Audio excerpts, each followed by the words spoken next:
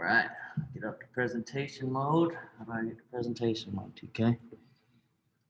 It's underneath the Zoom thing right there. Yep. Bam.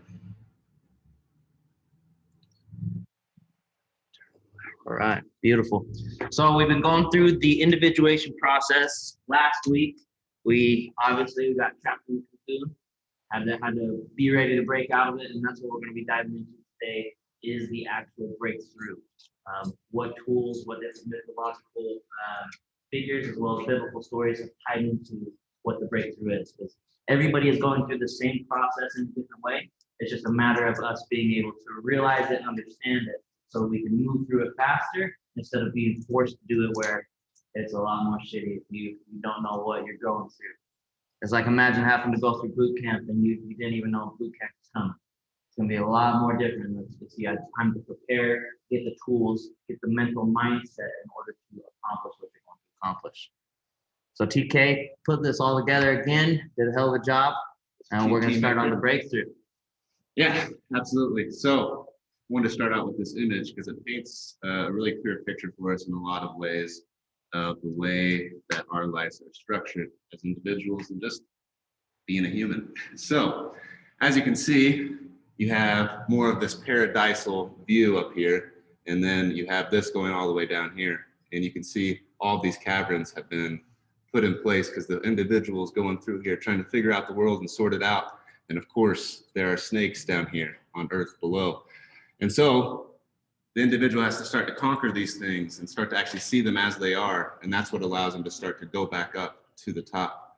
And Teague, I know there's a little bit more symbolism that you wanted to cover in this specific one as well. So yeah, absolutely. Jump into that. So down here, in essence, another way we can look at it is going to be the physical world. So Carl Jung has a quote. He says, "In order to have branches into heaven, you must have roots down into hell." So we were, at the end of the day, we were cast out of the spirit realm, the Garden of Eden. We had to come down to the physical world where we're living just animalistically. It's, hey, where do I reproduce? Hey, I gotta eat. Hey, I gotta drink water. Hey, I gotta sleep. Just living through the animalistic realm. If we live in the animalistic realm and we get trapped in the animalistic realm, we're going to be continuing to stay there. So this is a continuous cycle, both up and down. TK, we're going to dive into the mini mansions a little bit later that we have to uncover through our own basement. And TK is going to break into that further. But down here, everybody is animalistic. And there is a lot of snakes in the grass down there. It is to a point where if you are not on your A game, you don't know who's surrounding you. They could be smiling in your face. It's Jordan Peterson has a beautiful quote. He says, if you think strong men are scary, wait till you see what a weak man can do. And we talked about it yesterday. A strong man, he'll confront you. He'll call you on your bullshit. Hey, you're doing this wrong. I don't like it. Let's figure it out. A weak man, oh, you're doing nothing wrong. You're doing nothing wrong. I'm going to go by and say, fuck that guy. He's doing everything wrong. Boom, and I'm going to stab him in his back like Brutus did to Caesar, right? Man, here's my guy. Here's my guy. And they're just like going after him. So you have to be able to be aware, the more we live in our animalistic side, the more animals are going to be surrounding us. And you can't expect and you can't be surprised when an animal acts like an animal. If you're hanging around clowns in a circus, they're going to act like clowns. So you got to be able to understand that and prepare for it. That doesn't mean not love them, because you have to love all of them. But be prepared when they act a certain way, that's part of who they are. That's part of their nature. And it's part of all of our nature because we were born with it in our DNA. But we get to choose being a twofold being, a spiritual and animalistic being, of what side to go in. So as we are able to start elevating, and again, this is a back and forth path, as we continue to start elevating into the spirit, now that's where the fruits can grow. That's where the trees can grow. And there's no more dangerous and venomous snakes. And we're going to talk about this, the Ouroboros snake here that continues to eat itself, the cycles. We'll go into that in just a little bit.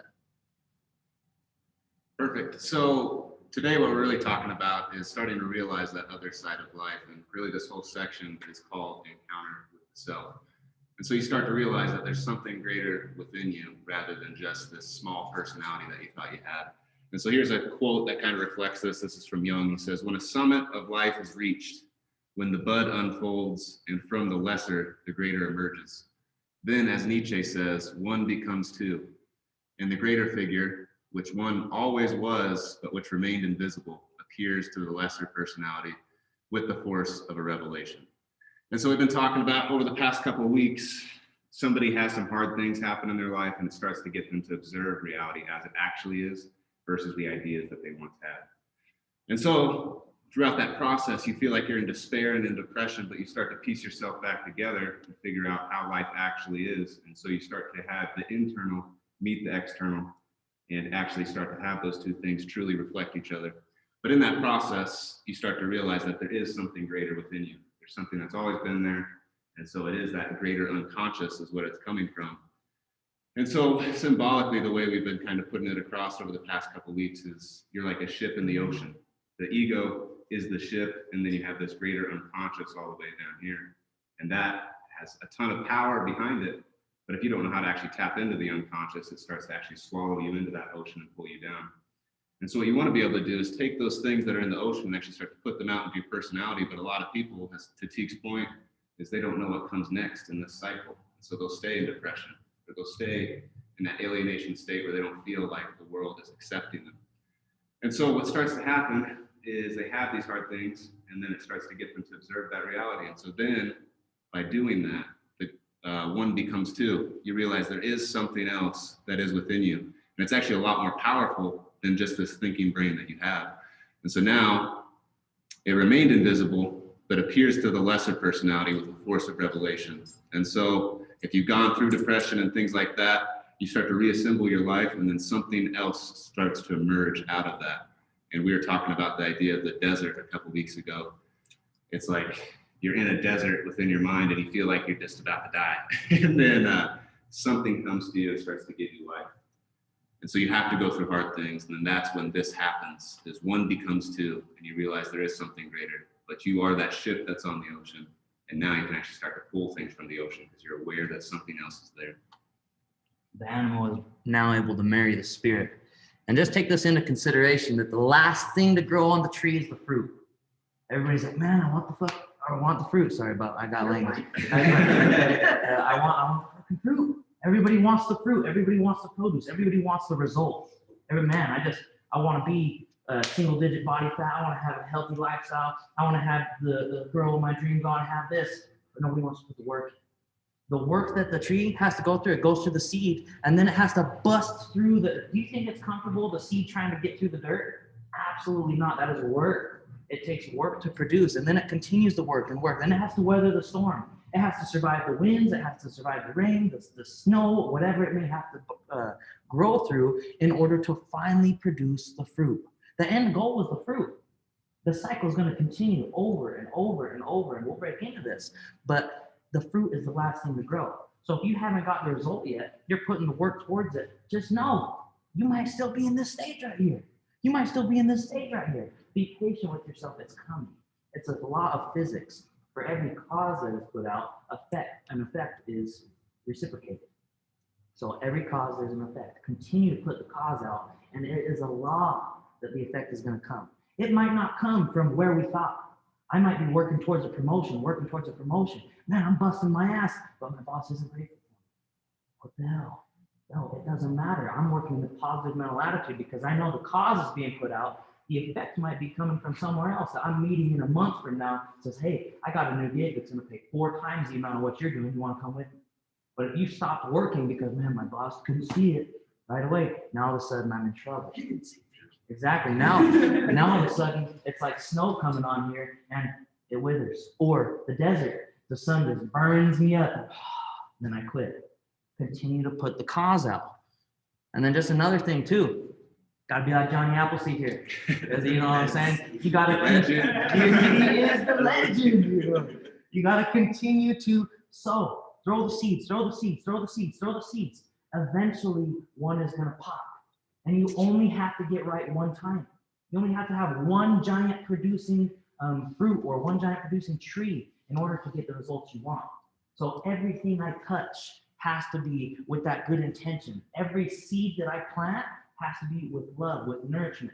Just like I would, if I only had one plant when I was a kindergartner, like, hey, everybody, we're getting our science experiment. Everybody get your plant. You put it in and you're putting love into it, you're talking to it, you're watering it every day, making sure it's all good to go. Every seed has to be sown that way, knowing that not all of them are going to grow. And that's okay, because we only need to get right once. We only need the one seed to pop and continue to grow and to flourish and to find that fertile soil. And we're going to make it happen. And it's going to continue to give us the rewards that we put the cause out to earn. Like the garden is like a tree too, like you say. If your mind is the garden, and weeds can grow in the garden, right? Yes. Where there is a tree, there can be no weeds, right? That soil is sown, right? Yep. And that's going to produce fruit forever. So, those, if you cultivate those, and then search for wisdom too, like because I don't know how to read a farmer's almanac. I can't tell like the stars and what the sun's going to do. That's going to affect like which crop I should plant this year and all that. But I know that there are people out there that know these things, and that I can serve and teach them things too as well. And so like these groups are like this beautiful kind of, we're planting those seeds here. Yeah, exactly, 100%. And everybody's getting watered here. That's like if you go out into the real world, the fucking weather gets heavy. The sunshine starts burning people up. The snow starts coming, freezing people up, freezing crops. It's like you have to continue. A human being is just a battery. And it's like every time I told her this the other day, you literally are going to go around people. If you have 100 charge, if you meet another person with 100 charge, boom, you will amplify the fuck out of each other. But if you meet somebody with 50 charge, they're going to bring you down to 75 and they're going to get elevated to 75. And they're going to suck the life out of you, literally. And it's a dangerous place. So every time you get around the group is necessary, whether you want to or not. Man, I don't want to go to the gym. But every time you go, like, fuck, I did it. I'm so glad I did. So it's the same as recharging every time, even though you don't want to, or it's maybe an inconvenience today. Get there and recharge around the right people, because inevitably we are who we surround ourselves with. Yeah, so to tie all that in, really, you came from that spot, you've had some hard times, and then you start to be more positive and get to these things because you've gotten in touch with the other self within. And so the beauty of it is there's myths and religions and legends like Johnny Appleseed that provide many images that symbolize the moment of breakthrough. But when man consciously encounters divine agency, which assists, commands, or directs, we can understand it and encounter with the ego, with the self. So essentially, we're starting to get more in touch with that greater unconscious. And because of that, we're assembling ourselves into more of this supercharged positive energy, to Teague's point, because now it's not just you inside, right? And we've, the sample that we've always been throwing out there example-wise is you're an actor on a stage of life. And really the self, the same idea of the ocean, you have this great director who's out in the stands and he's the one telling you where to go on stage. But now you start to understand your position on stage a lot more. He's being like, go on this side of the stage, but now you can collaborate and be like, well, maybe it's better if I'm on this side of the stage. And he's like, well, it's not a bad idea. And so now you actually know there's somebody out in the stands of life and that they're trying to give you guidance. And so the thing that allows you to understand and merge the ideas between the director and the actor on stage are myths and these ideas and these same images. That's why we put so many images in here, because it implants in the imagination what that relationship looks like. And so as you start to look at these stories that bring you closer to the self and that collaboration with the director, the encounter usually takes place in the wilderness or in a fugitive state. So if you start to review a lot of these myths, we're going to be going through a lot of them that are actually in the Bible. But if you look at a lot of these myths, you'll see that a lot of the individuals are out in the wilderness and they're having some hard times, and then something comes to them. God comes to them in some type of way. Like he was saying though, on the stage, it's like you have the big director, you got the big G. He'll collaborate with you to make sure you're having the best performance of your lifetime, literally, because this life is a performance, it is a game, it is a show. But if all of a sudden you're like, I'm the fucking star, I'm the director now. Director and the actor and the writer. He'll leave you. Yeah. He'll sit back, he'll sit in his chair like, all right, I'll wait till he wants to ask me for some guidance. He's had so many movies directed in his life. He's the expert. He's got 10,000 hours plus in directed movies. And so it's like, if you don't ever go back to him for advice, it'd be naive. I'm the guy, I'm the show, here I am, here's T. Boom, T's gonna get flattened fast. Because it's not just all about us, we have to collaborate with them. and they'll work with us. God is within us. Truly, Yeah. God dwelleth inside, baby. And when everything's going right, it's easy for us to think it's us. It's like, man, you know what? I'm working out. I'm doing all this stuff. All the money's hitting. I'm doing this. I'm earning this. This is me. It's all me. And it's so easy to get there once everything's going right. It's like, I'm the fucking man. And you start getting a little prideful in there. And it's okay to feel like I'm the man, but I'm the little G working for the big G. And as long as we think we're the man, and we think it's us who has power and control, we're gonna get smacked down. There was this lady the other day, and she was going through a lot of growth, and she's an incredible lady. Hopefully, she watches this eventually. But she just had a friend overdose. She's like, man, she came in, had a conversation. She was going through some stuff and let some emotions out. And she's like, I had to go through this stuff because I was so closed off to the spirit. I was just living in the animal realm. And now, just like you got to go to the gym to stress the muscle for it to grow, if we ask for a blessing, sometimes God's going to put a spiritual stress on you because it is forcing you to grow. Whether you like it or not, it's going to force you to grow just like the gym. And that's going to allow, so sometimes it takes alienation or depression or despair or sadness or hardship to allow your door to be open to something bigger than you. Go ahead, TK. Yeah, and I think to even go back to that metaphor once again, it's like the director may even throw something on stage to make you trip and fall and break your leg. Yeah. Because he wants you to pay attention and say, okay, I got your back, but you need to realize these things. So Right. he throws those trials and tribulations in front of you. Well, let me tell you this real quick. In Vegas, it's like I'm getting paid. Kruby knows all about this. And you're getting paid. You're having fun. You're getting paid to drink.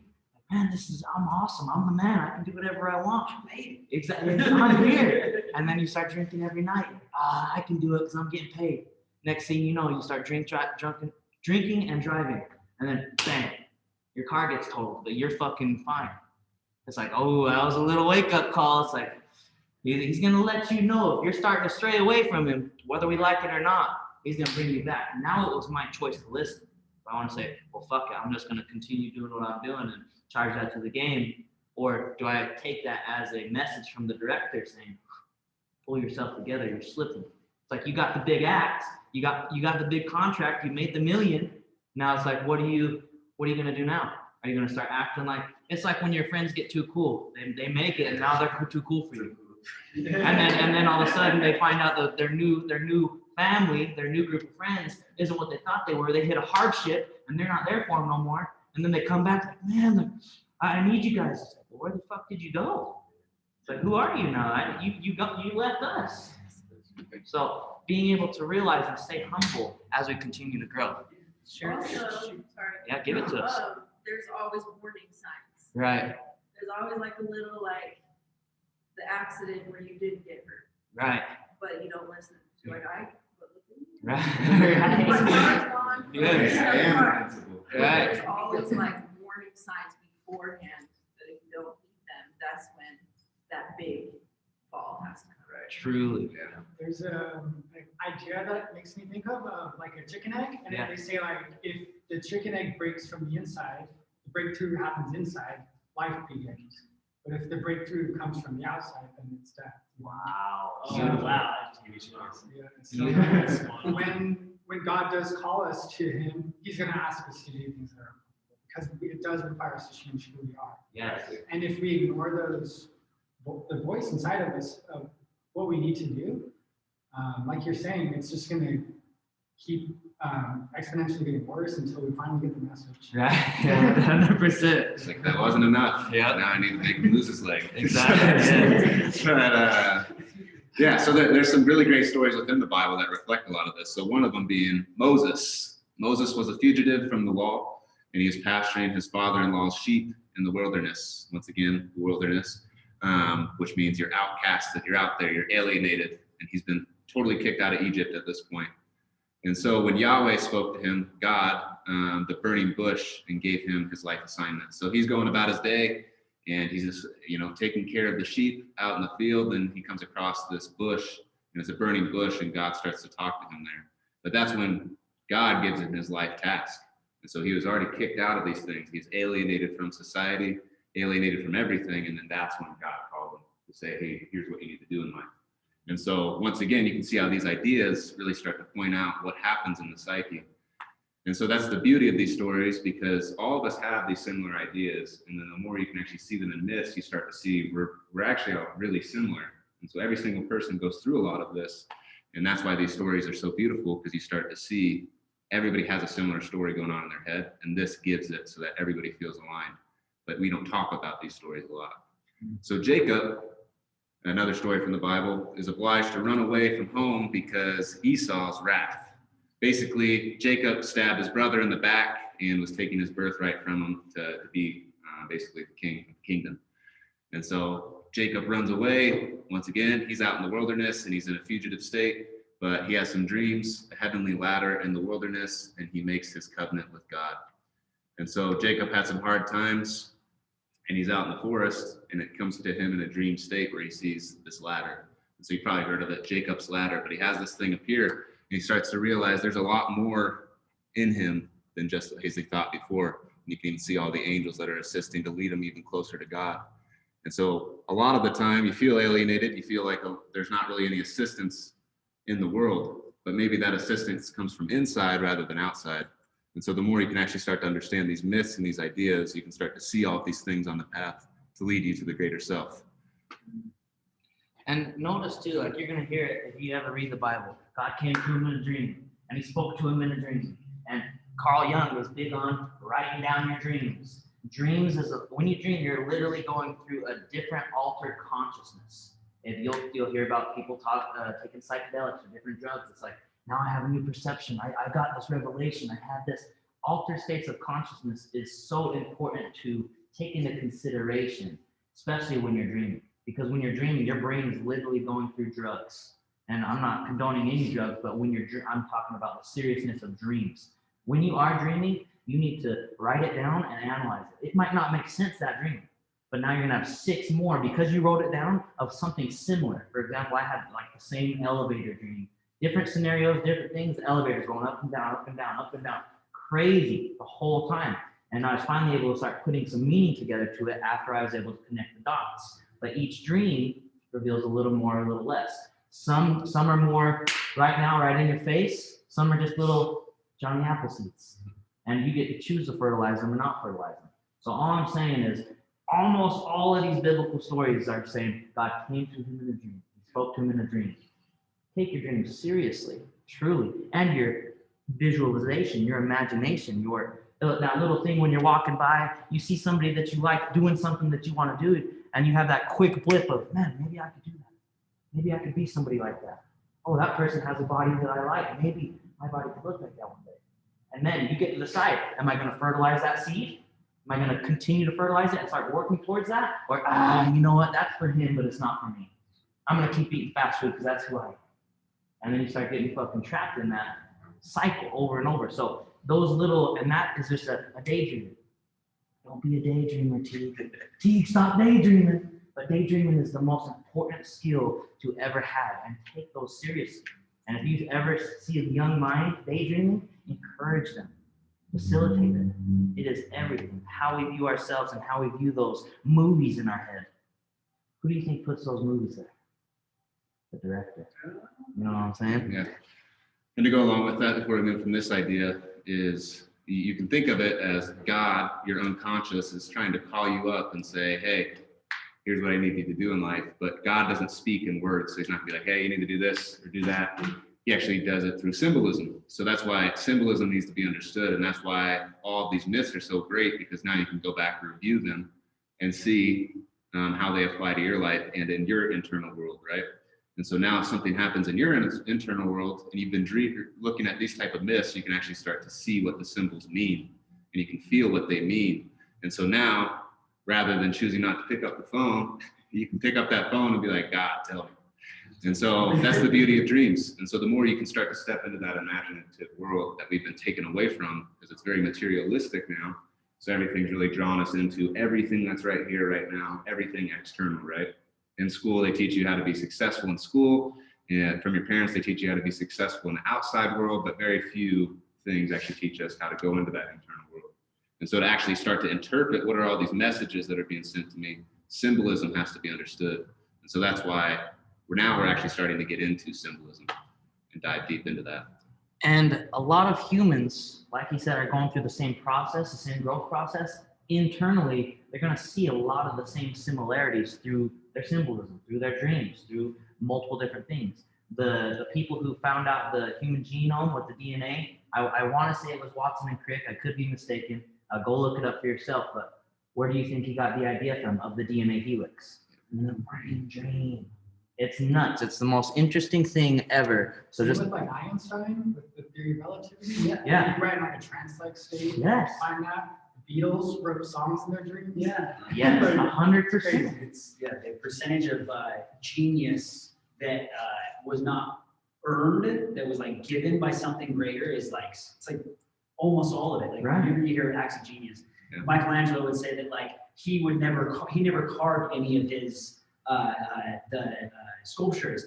God had already carved it. He was just moving away the excess stone that was there. Yes. Tesla even said that one of the most important things he ever did was spend time alone because it allowed him to think. Yes. Same with Newton. 100%. Spend a lot of Always time spending alone. time alone. It's almost addicting. Then you go like it. Right, it is. And for us, this thing right here will lie to us. Yes, And when the we phone. think we're alone, we'll be like, oh, I've got solitude, but I've got this, my Android self is still in my pocket. Right. I've still got the draw to the universe right here. Yep. So like, this is like TK, and he's been really inspiring to go to do hike Malins, but I noticed like this last time when I left my phone behind, how much easier it was for me to just get in there and like be focusing on everything. And what I didn't even, the last time I had my phone, didn't even look at it one time, but it was with me. Right. And I was noticing how much more of my how much more of like, oh, this burns, this is stupid. There's so many other things I could be doing right now. Let's chill. Yeah. Like how much louder that was with my phone because I wasn't alone. I didn't have that like unpolluted thought. There was something there. So if we can make efforts to get away from this shit as much as possible, I think it can be of service to us all. You're right. And Marcus Aurelius talks about this as well, being able to retreat into your own mind at any given time. So even if we don't have our phone, we have to do something shitty, like we have to do some hard work. We have to do something, man, this isn't enjoyable. Instantly, I can go wherever I want in my mind at any time. I could be working on something. I could even be working out. I could be sprinting. And man, my body's hurting. My body's tired. Boom. In my mind, I can go to a beach where I'm running on the sand. The sunset's coming down. The waves are calm in my mind. I can hear it. If you want to taste, get every sense involved.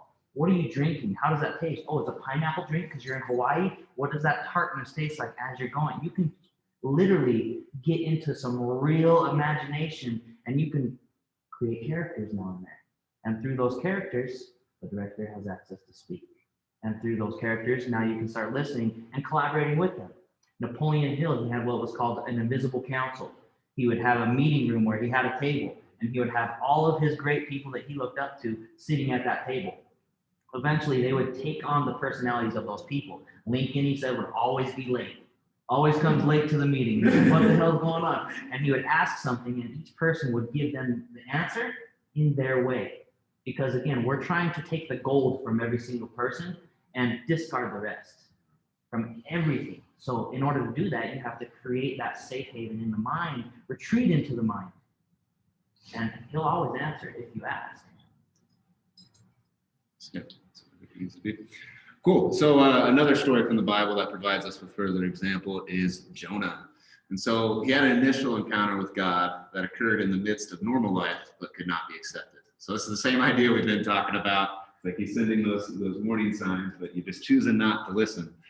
And so the ego was still too inflated to acknowledge the authority of the greater self. And so he's still going along. He's still thinking he's the actor, the director. He's everything. He is the show, right? And so only after futile efforts to escape, which led him to the ultimate despair in the belly of the whale, could Jonah acknowledge and accept the transpersonal authority of Yahweh. So rather than Jonah accepting all these signals God was sending to him, whether it's through dreams or just in regular day life, he actually had to be swallowed by the whale. And then he realized that there's this thing that's a lot greater than himself. And it was only by the time that he acknowledged that then he was able to accept that he should be submitting to a higher authority, to the director, if you will. And so that there's a greater story to be written. And I'm not the one to write it. And if I can start to interpret these things, then I can start to actually see what God wants me to do. But a lot of people don't want to be put in that position because they want to be the guy.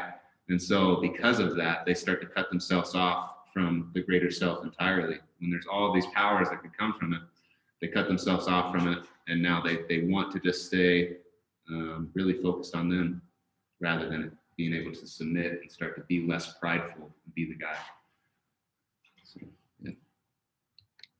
And so here is the example. That's supposed to be a whale, but he's getting swallowed by it. And so you can see the imagery. That's what it feels like if you're starting to get pulled in by the unconscious. Once again, hard things happen, and then it's too late to realize it sometimes, and you wake up, you're in the belly of the whale, and you have to fight your way out. So. This is just something that I was thinking too, because he not only, the Big G, the director, does not only speak to you only in dreams. He's going to speak to you through experiences, through circumstances. Now it's, are we humble enough to listen? So for example, how many times are we focused on the messenger rather than the message? Let's say there's a seminar. Let's say I'm struggling, I'm searching for an answer. And let's say Denby recommends me a seminar. It's like, you know what? No, I don't want to listen to that. I got so much going on right now. I'm not listening to what Denby says. But, and the guy that's speaking the seminar, you know what? I don't even like how he talks anyways. So I probably shouldn't listen to him. But it's exactly what I needed to be able to continue to elevate and to continue to grow, even though I didn't like the mouth that it was coming from.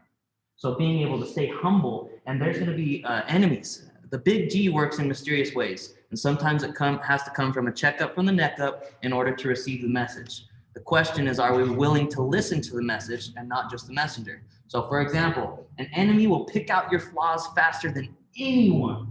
And they'll let you know, hey, this is what you're shitty at. This is what is wrong with you. This way. And if they're your enemy, you're like, you know what? Fuck you then.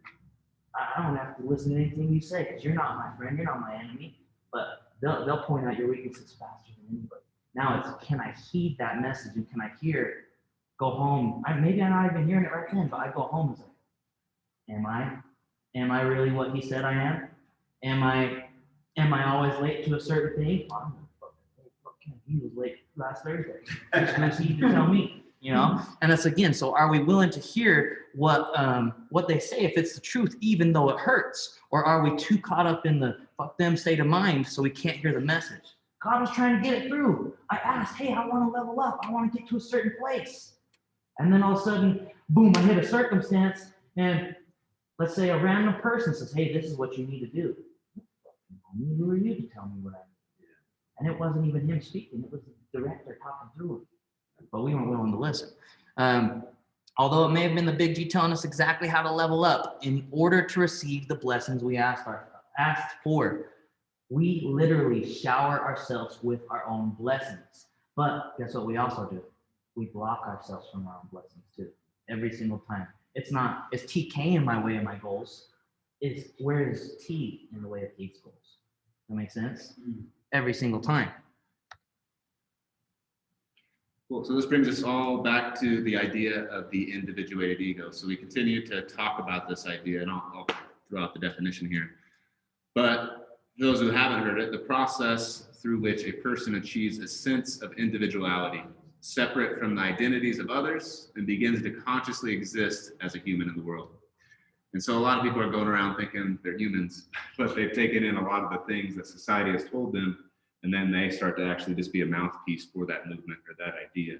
And so they actually haven't been able to create any individuality at all. And so the thing that starts to allow you to go into here and actually start to become an individual is integrating the unconscious into the conscious, right? So taking those things from the ocean idea, and you're starting to try and understand the ocean a little bit more. You're fishing out there, and then you're pulling up these new ideas and trying to understand them and interpret them. And over time, I was talking to Teague about this. We're really trying to establish ourselves as a lighthouse within that ocean. But in order to have a lighthouse, you need to have the island, right? Where you can actually stabilize that. Which means you're going to have to dive into the ocean to actually start to understand it a little bit more. But you're trying to pull those things up from the ocean or the sea and trying to bring them up and to actually be conscious. And then you can start to be rooted within that ocean and start to understand life a lot more. But you'll start to become who you are rather than who society's told you to be. And your morals are based off of your internal world rather than the outside world telling you what's good and evil. And so a lot of people don't realize that their morals have been set by society for them. It's okay to be transgender. It's okay to be so many different things. I won't throw it out.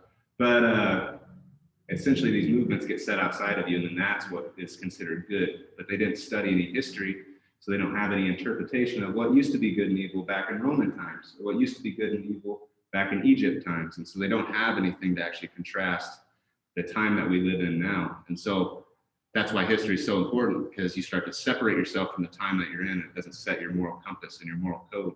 And then once you can start to separate yourself from that, you actually have some fertile land to work with, because now you start to see all these things that set your beliefs and ideas from the outside world, and then they set up your internal world for you, rather than you going in to that ocean and starting to figure out who are you. And so that's what the individuated ego is. And so the individuation process is a process, not a realized goal. And so there's never going to be a day where you said, I've integrated the whole unconscious, I am now superhuman. I made it. So just keeping in mind, like, it's all about the process. It's never about the product. And so you're going and continuing this process. And the beauty of it is the more you're aware of the process, the less likely you are to end up in that alienated state again, because you know the process. You're not going to end up depressed because you know you're attached to a greater source than you, and you know where that depression stemmed from in the first place is because you were choosing not to look at the unconscious, and you didn't even think there was an ocean below you. But now, since you are aware of that, you can actually start to see that it's a process. And so each new level of integration must submit to further transformation if development is to proceed. So you have to still continue to say, I need to basically burn my old self. I need to continue to be the phoenix. I need to continue to be something that burns my old self into ashes so something new can rise up. And so the only way you can really do that is if you start to understand the unconscious. And this isn't an easy thing for people to do, but the thing is, to Teague's point, it's like we're all going through it already. And so whether or not you want to do it or don't want to do it, it's still going to happen. So you may as well become aware of it and say, I know what the next phase is. So now you can actually start to go through that process, but rather than saying, going through depression every single time, you don't have to go through that every single time, because now you're aware of what the process is. And it could go back to something as simple as maybe your mom, your dad, a figure of authority. They set a limiting belief in your mind, so you live your whole life according to that. Hey, you have to be a certain religion, so this is what you do in that religion. Or, hey, this is my shy child. Well, my mom's been telling me I've been shy my whole life, so I'm gonna be shy. Hey, this is my winning child. Hey, my mom's been telling me I'm a fucking winner my whole life, so I'm gonna be a winner. You're literally going to become that. But if you always listen to what mom said, if you always listen to what mom said or what dad said or the outside world said that you are, you never go in and say, who am I? Until you get smacked down and all of a sudden you're like, what is going on? I thought it was supposed to be this way, but it's not. So you have to go through that uncomfortable process. But if you can do it beforehand, before you start getting those warning signs and it just starts blasting you, if you can be like, who am I? And start to live from me out instead of the outside in, now you become a creator of circumstance and not a creature of circumstance. Now it's like, well, if I'm a creature of circumstance, I'm thinking, man, well, he's lucky, well, she's lucky, well, yeah, well, they're fucking lucky. That's just how they are. But me, and if you realize you're a creator of circumstance, you understand cause and effect. This is all me. If I'm getting good out of my life, it's because I'm Johnny Appleseed with good seeds. If I'm getting bad out of my life, guess what? I'm putting poisonous seeds in the ground. I'm like, you know what? I got that. You know, it might have been somebody gave you at a cash register. They gave you $20 when there was only 10, and they forgot to change. And I'll pop that 10. That was an evil seed right there. That was a poisonous seed, and it's gonna come back to haunt us in the end. Yeah. Or do I plant the good seed and fertilize the good seed? Hey, here's your extra $10. I know you forgot, but I got you. It's the littlest things like that which will continue to fertilize those. But don't get trapped in what everybody else tells you have to be. Who are you inside? And on that point of also like knowing yourself for not like just following the trend, like knowing what the weeds are. Yes. You know? For instance, like that prickly lettuce. You guys know that weed. It grows all the way around here. It's a weed, right? It's freaky looking, but it's got like the spines on it. You've seen it before, Like the but crabgrass? it's.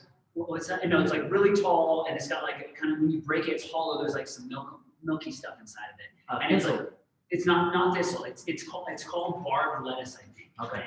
Because you can actually the leaves on it are actually like more nutrient dense than kale. You just have to get all the spines off on the outside. And then the milk inside of it is one of the most potent natural pain relievers that there is. But it's Is the milk the sticky? milk is like sticky on the inside, yeah.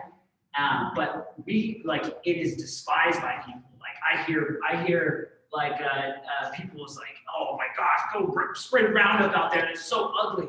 But it's like we don't even know. We've been conditioned that this thing's a weed. And yes, we don't want it to overtake everything because it wants to overtake everything. Right. But if we were never educated on that, if we just followed what everyone was doing around us, we didn't separate ourselves, we wouldn't ever be able to figure that out. You know, we'd just be pulling that out of the ground. And then it comes time and it's like, oh man, I got a headache, or oh, my shoulder's messed up. And it's like, you didn't know you had the most potent pain reliever. Now you got to go to the pharmacy and get some ibuprofen, or you have to go to the doctor. Yeah. When you could just go into the backyard and broke this thing up, broke it on your shoulder, you would be fine. Truly. And life, every time, when we were born, you got born into a war, whether you like it or not, a spiritual war. And unless, like Cruz said, unless you know the enemy's going to sneak up from every single angle that you can't see because you don't even know who you're fighting against. And now, just like the snakes in the grass, they're going to come to you as good things. Hey, I got some material things. Again, go listen to DMX, the rapper. He has a 3-song series of Damien, and it's talking about his demon. It's talking about, hey, I promise you the world, I'll help you make it rap, and here's all the materialistic things instead of the kingdom of heaven. And then in the last portion of the song, he's like, man, I realized I could have got all this through God. And Damien's like, well, you would have to wait. It's a wild process. So definitely go look into that. But unless you know the enemy, you can't even fight in the war. They're gonna you're in the war whether you like it or not. And they ain't always sympathetic. So, and then this is another thing too. He said, to bounce off TK's point, it's always going to be a continuous process. The goal is not the end result. The goal is a byproduct and a measuring stick of the growth. If you get trapped in the goal, man, my end all be all is this goal. Then all of a sudden you're going to be disappointed every single time. Like, oh, that's all it is. That's all there is to this goal. And I go back to my first state championship as a junior in high school. I'm like, yeah, I'm wrestling. I'm working hard. And we're finally there. We're in the finals. Like, hey, man, we're finally here. And then all of a sudden you win and you raise your hand.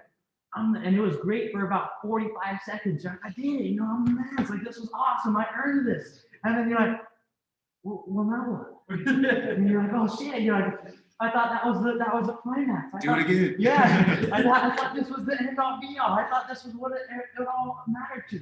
Because everybody's like, yeah, the state championship. And it's like, it's one match. It's just another match. It's like, what the hell? I thought that was the one. So it's like, what goals have we hit and be like, man, that's all there is? Like, fuck, I was working towards a new car, then I'll be happy.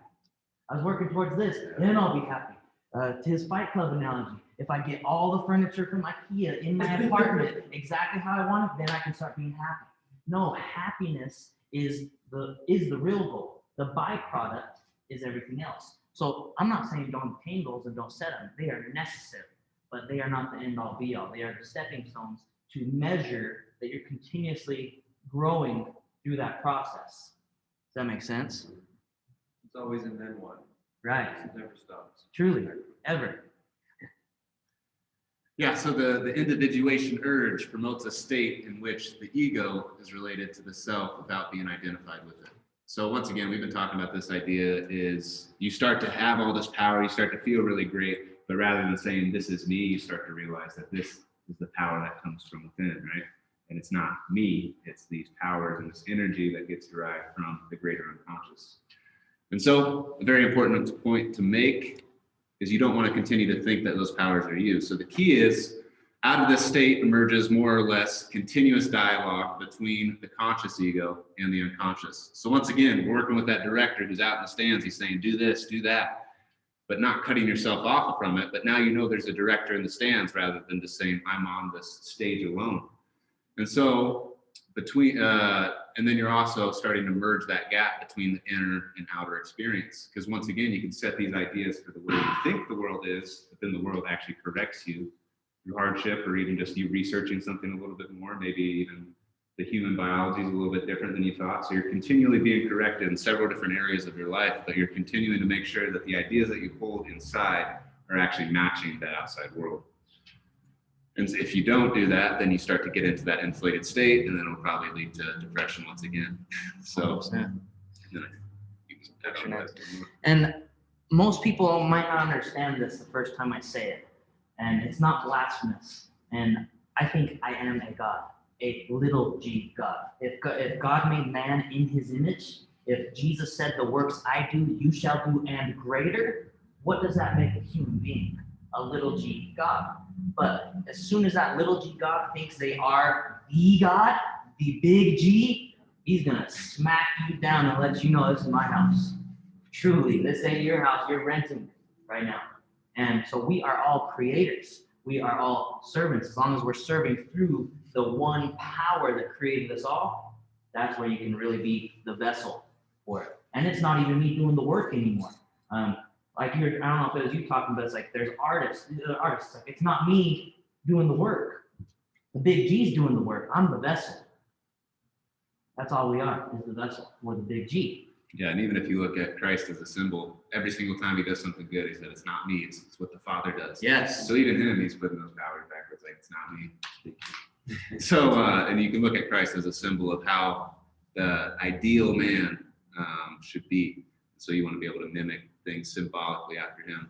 But you can see he's going through some hard times. Jesus is basically in the garden. This is before he gets captured and is about to be crucified the next day. He already knows what's about to go down. So he's in that alienated state where he feels separated, right? But he's praying hard in the garden, and then the angel comes to assist him. He's like, listen, it's going to be good. And he's like, all right. He stands up from this, and he's like, all right, I got it. And he actually smashes the head of the snake right after this. But yeah, beautiful symbol of where you eventually get to after you've gone through the hard things. So, a good book verse in the Bible is Psalms 82:6 for you. And it's, I think it's Yahweh talking. He says, and I said, ye are all gods, children of the Most High. Yes. It's like verbatim saying that, like we are all lowercase g gods. Yes. Well, it's like if you look into the Greek myths, or really the Masons, they'll call the big G God the macrocosm. You're a microcosm of the macrocosm. You are as above, so below. Atoms look just like space. It's like there's so many big to small comparisons. And if you look at the Greek myths, it's like all these people, they were just people that had different powers, and they called them gods, little g gods. And it's not blasphemous as long as you're not claiming to be the big G. That's when that's like I said, that's when you get smacked down. But we're the little G's. We were created in his image. And if that's the case, recognize that, understand that, claim that, and become that servant leader that you can through him. Be that vessel through that power. Because it's so much bigger than us. Even too, I was watching Scarface. Yeah. It's just like, Tony Montana. Donnie. He thought he was God, and he got smacked down. But it's like, I feel like if you're not spiritual, it's so easy to get caught up in that. So it's like, that's why we really have to like pray. We really have to lean on God when we start getting those things, because it's going to stroke our ego. We're like, oh, I am the man. It's like, no, God is still within us. And if you're not spiritual, it's easy to get caught on the other side. So spirituality is the tie of everything. So. And being able to have a group that is focused on that to keep you in check is so important too. As soon as yes man around. Exactly. If you got yes men around there telling you everything you're doing is great, you're thinking you're on the right path. It takes a real brother or a real sister or a real family member to say, hey, you're wrong. That shit, humble pie, we talked about it last time. It tastes terrible every single time. Let me tell you the type of guy that Denby is, though. He heard of a brother struggling. He said, you know what? He stopped everything. I need to pray for him.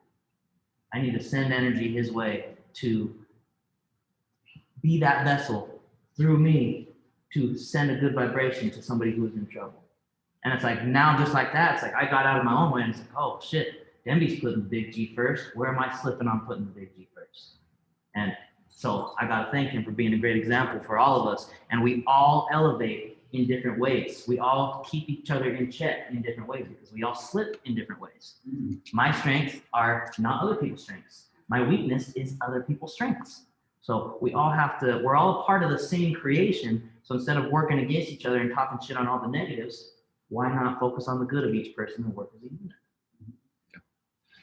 Absolutely. So this is a image of Job, and essentially God and Satan basically have this contest. This is in the Old Testament, so this is before Satan was like the worst guy ever.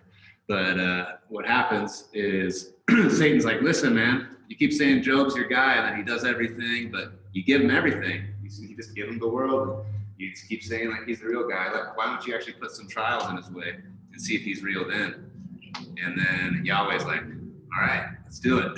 So he literally like he messes up Job's life, man. Like this is the ultimate suffering story. Like I was hating the story when I was a kid. I was like, God, no, come on. yeah, so you have to study the Old Testament because it has these symbols. Like, but essentially what happens is they basically kill off all of his crops. All of his friends start to hate him. And then he gets like boils all over his skin. So he destroys his image of his body. And then I believe his kids also die. And the only thing he's left with is his wife. And so he's literally outcasted, alienated to like the fullest extent. He doesn't have his family. He doesn't have friends anymore. Yet he can't even run his business anymore. And so basically he's just totally outcasted. And yet he still keeps, the faith towards God. He's like, I don't know why this is happening, but like, show me a sign. And so eventually gets to the point where he realizes that he should be fully submitting to the greater power within. And he's like, all right, I finally get it.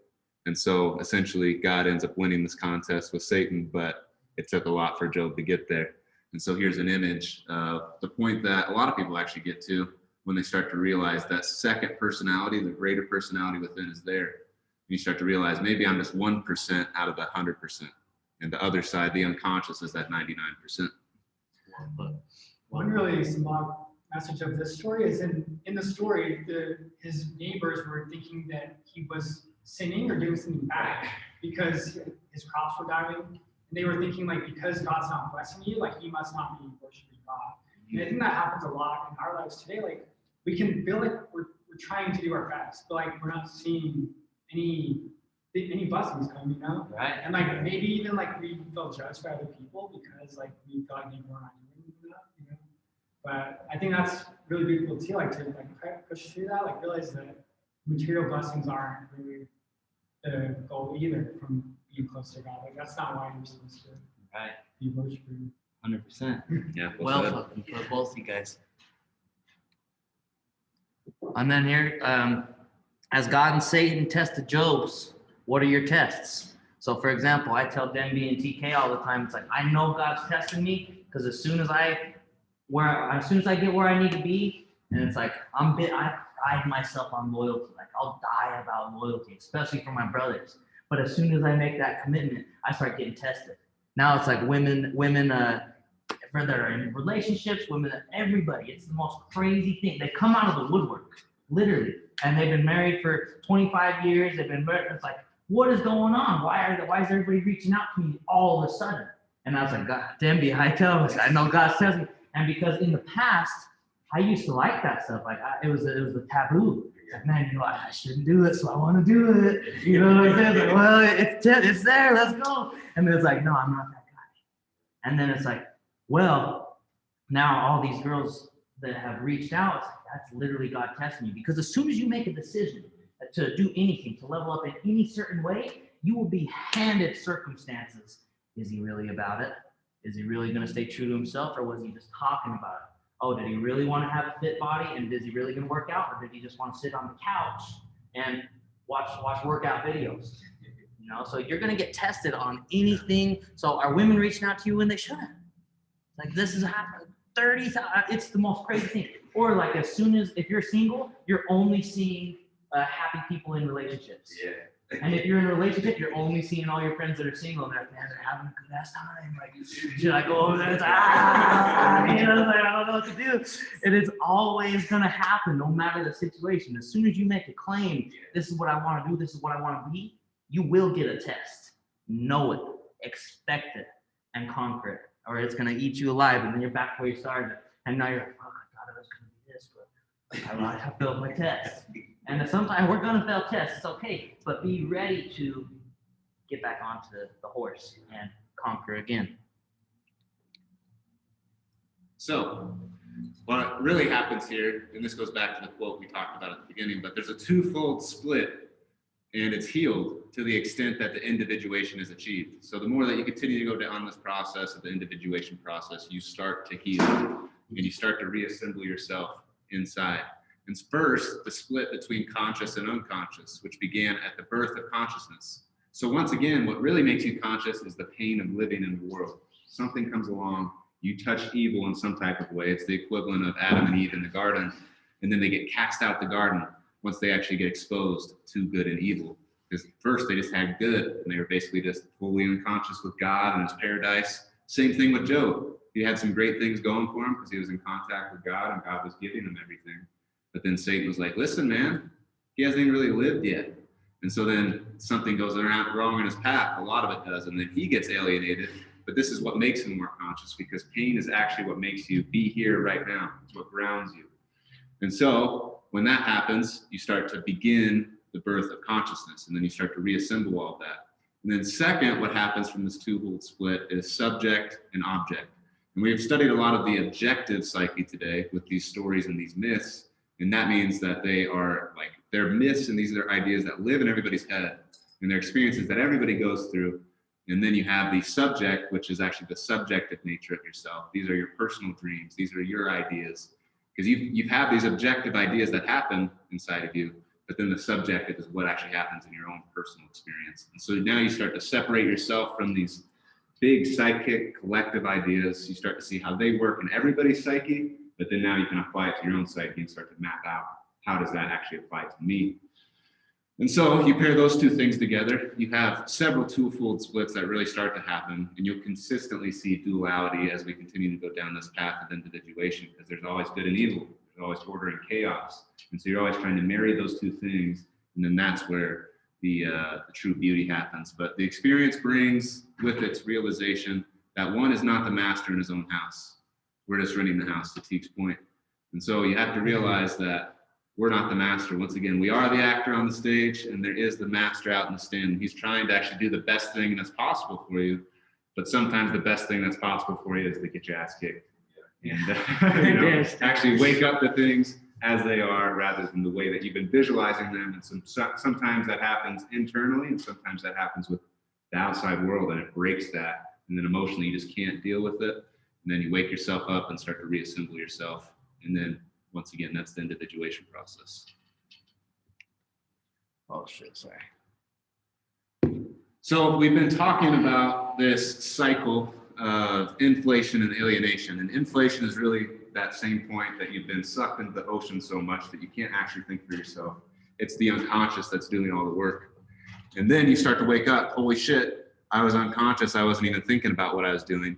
And then alienation happens and is superseded by the conscious process of individuation. So you can start to actually make it so you don't get inflated again and you don't get alienated again, because you're using something like praying that's always going to keep you humble. And so the more that you can actually start to have something that consistently monitors your personality so you don't actually go down a darker path, then you start to be basically going through that individuation process every single day. You're starting to actually be able to build that lighthouse once again.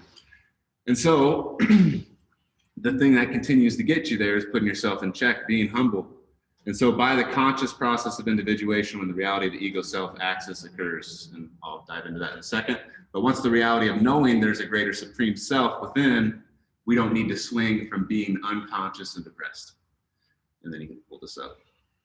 Then, but just to add on to that, it adds on to the new viewpoint. Instead of life is happening against me, it's like, no, life is happening for me. No matter what's happening, it's, oh, this is shitty, this sucks. No, this is happening for me. Everything that I go through is happening for me. And that makes the obstacle, that makes the trial so much easier to go through. If it's, hey, everything that's developing is for me right now. I'm going through that cocoon because I'm about to be a fucking butterfly. Yeah, beautiful. And so this symbolizes the self, right? This is the greater unconscious. This would be the ocean, and then this, the ship idea that I was talking about. But you want to be able to start to actually realize, oh shit, I'm a boat. So you actually start to realize there's an ocean, and then there's me. And so that's when you actually start to have this separation occur. But a lot of people can stay stuck in this if they aren't actually thinking for themselves. So is it groupthink that they have going on for them, or is it certain ideas that their mom or dad have set for them in life that are actually keeping them in the circle. And so some people will get kind of conscious, but then what happens is they sometimes go back to being inflated once again. And so being able to know the individuation process is getting that lighthouse established. And so each time you're learning something, you start to separate the ego from the self and realize the powers that come from the self and then the powers that come from me. And so now you can start to separate those things and know whose wheelhouse is what. And so this is the ideal state that you want to continue to get to, is to continue to pull the ego out of the self. Once again, you're fishing out there and you want to pull up those great ideas from the ocean and actually start to integrate them. So you're eating these ideas, if you will, and allowing them to become part of you. And so that's why myths are so important, because they allow you to know what's actually down here, what's lurking down here. And now you can pull them up and actually start to make them part of yourself. But if you aren't aware that all these myths happen and all these collective ideas, you'll continue to be pulled down by something you don't know. And that's the same idea as the Kraken. The Kraken comes, pulls your whole ship down, and then now you're drowning, or you get swallowed up by the whale like Jonah did. And now you have to fight your way out. And it's too late because now you have to fight all these things. But rather than doing that, now you're aware of the process and we can actually go through it consciously. And this is a consistent, it goes from here to here, to here to here, to here to here, over and over and over and over and over and over and over and over. And that produces forward motion. Are you guys all familiar with an engine, a piston in the engine? It goes down, the fire shoots it up, and then it goes down, and the fire, the spark continues to shoot it up by the gas, the little explosions that it causes in there, right? Next thing you know, that is producing forward motion. It starts attaching to the wheels and it starts producing that forward motion. So it's like, hey, we're the actor. Now we know there's a director and there's an actor. Now let's go collaborate with the director and let's get back into the stage. Let's collaborate with the internal, and we got to be in the real world and utilize it now. So it's a as within, so without, as above, so below. It's a continuous compression. It's a heartbeat, boom, boom, boom, pumping the blood into the body, right? Now it's knowledge and wisdom, guidance and feeling, boom, masculine and feminine, marrying, separating, over and over and over. And that's going to produce that forward momentum that we need. But if you're only stuck in here, if the piston isn't moving, how fast is the car going to go? It ain't going to go at all. So you have to continue. It's the pump.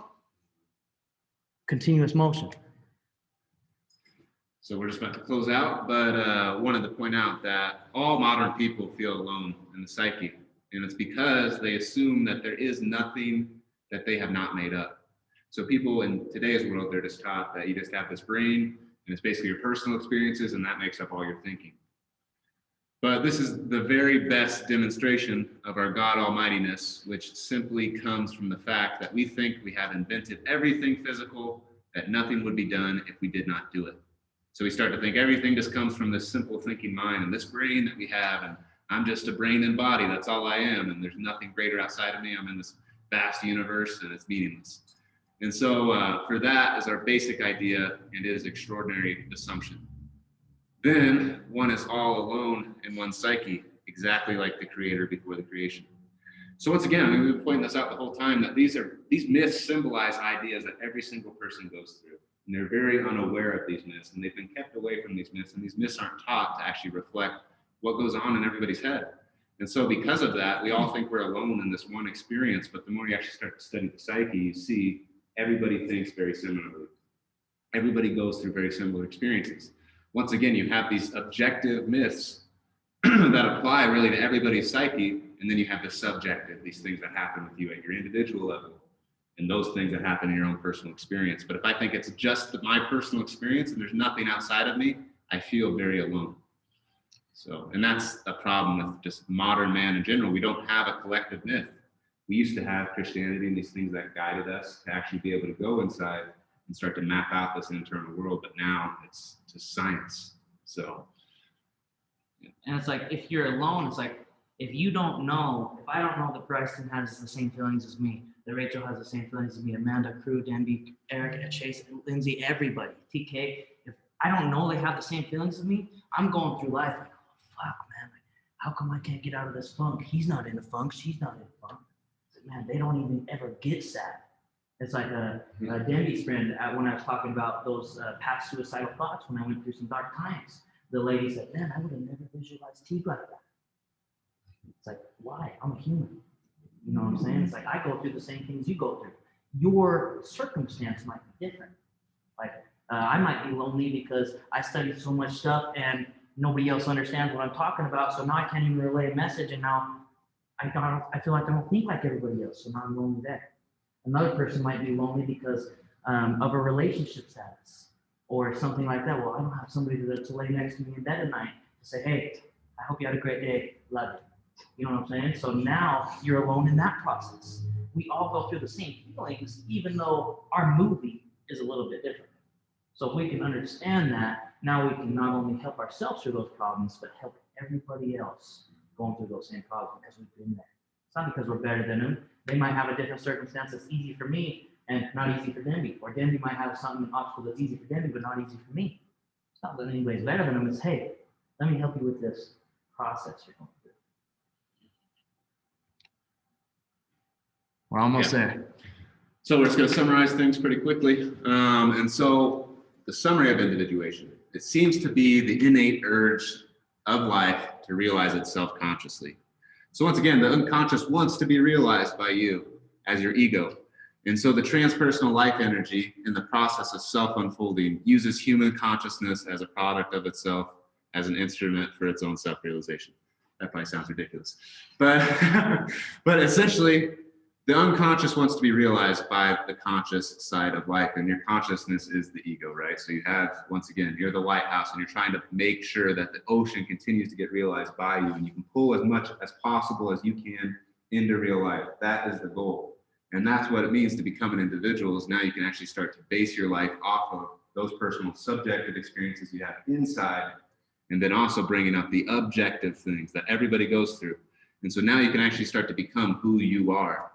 And I mean, I think you hear the term a lot today, especially in like the corporate world. What's your why? You guys have been in the corporate world at all, but it seems like that's a lot of what they focus on. Well, what's your why? Why are you here? But I think the more important question is, who are you? And then you can figure out why, you know, a lot of those things. But a lot of people don't know how to dive inside and figure out who are they as an individual. And so that's what this leads us to. And just to add on to that real quick is we're thinking, let me go back real fast. It's like, who are we? Why are we doing what we're doing? But if the human body is always looking to find out, who are we? What are we doing here? Why the hell are we here? And what can we really even do? And if we're continuing to search that outside, we're never going to find it. We're going to be disappointed over and over and over. But as soon as we look inside and ask those questions, now we become the individual and live from us out. And why does everybody relate to other people who are doing great things with their lives? It's because they're staying true to themselves. And they see a little truth in that, and they want to say it, but they're too scared. So for example, I get crazy on Instagram sometimes, and I put this wild stuff out there, and sometimes I'm expecting to take some heat from people, from some altering opinions. But as I'm continuing to put this crazy stuff out there and put it on Instagram for everybody to see, I'm like, yeah, here comes some flack on this one. And the people that even disagree with me, they continue watching because they know there's a little bit of truth in there. Even if they think I'm crazy, as soon as they start studying themselves, like, he might be right. They might they're never going to tell me, and that's okay. But it's like, he might be right. Or he's staying true to himself and he has balls, so I'm going to at least respect it. Floyd Mayweather says this: some people pay me to watch me get knocked out. Some people pay me to watch me knock somebody out. Either way, they're still paying me and they're still watching. So it's like, stay true to yourself. To thine own self be true. And they're going to respect that, even if they respect it through hate. Well, I don't like what he's doing. But literally, it's envy. Because they want to be true to themselves too, but they haven't reached inside. They only stayed outside. And so it affects them. Does that make sense? Yeah. Oh, did I? No, that's perfect. So now you get to that point. You've gone through all this hard shit, but now that man has seen God, there's no going back. So once we are awake, there is no going back to sleep. And that's the idea. We have this red pill culture, right? Where, you see all these memes with Morpheus and he's like, red pill. So there's so many different red pills you can take. But once you take the God pill, if you will, there's no going back to sleep because you realize there's something much greater within you. You realize that unconscious is there and that you can actually start to pull that energy and it supercharges you as an individual. And if man is to strive to become whole, he finds himself with a great adventure beyond the littleness he once thought himself to be. And so now he starts to realize that I'm subordinate to something a lot greater than myself. And since he realizes that, he realizes there's a lot more work to be done than I thought there was, than what the world told me. Maybe life isn't just a 9 to 5. Maybe life does actually have a lot deeper meaning than what I've been told my whole life. And so now he starts to put himself onto this journey. And this is a perfect picture of it, because he gets to this point, you can see that there's this greater power, and it's holding the crown and it's saying, listen, you're a lot greater than you thought yourself to be. Put it on. And so now he realizes he's bowing as well, and he's about to take on this almighty power. And so this is the journey of individuation, that the individual gets to the point that he starts to realize that, okay, it's time for me to go on this journey and start to learn a lot more and actually be who I am. And if God's for us, who can be against us? Nobody. Nobody. Yeah. And that'll conclude today, ladies and gentlemen. So thank you guys so much for coming. Let me stop this share real quick. We'll end the meeting and then we'll answer any questions.